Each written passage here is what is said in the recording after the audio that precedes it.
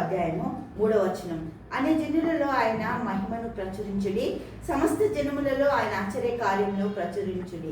యెహోవా మహత్యము గలవాడు, ఆయన అధిక స్తోత్రము పొందదగినవాడు.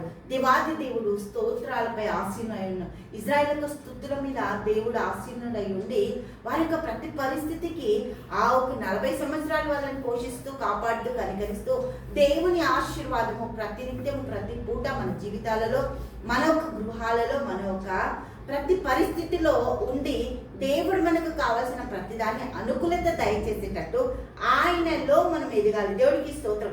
అన్ని జనులకు స్వార్థ ప్రకటించేటట్టు, ఆయన ఆశ్చర్య కార్యాలు వివరించేటట్టు, సమస్త దేవతల కంటే కూడా ఆయన పూజనీయుడట. సమస్తం లోకంలో ఉండే ప్రతి దానికంటే ఆయనే పూజనీయుడు, ఆయనే దయగలిగినవాడు, ఆయనే దేవాది దేవుడు, ఆయనే సమస్తము చేయగలడు. ఏ దానికి ఆయనే ఆధారభూతుడు. దేవునికి స్తోత్రం. ఆయన లేకుండా ఏది జరగదు. సమస్తానికి కారణం ఆయనే. దేవుడికి మహిమ. నా జీవితం కట్టబడడానికి కారణం ఆయనే.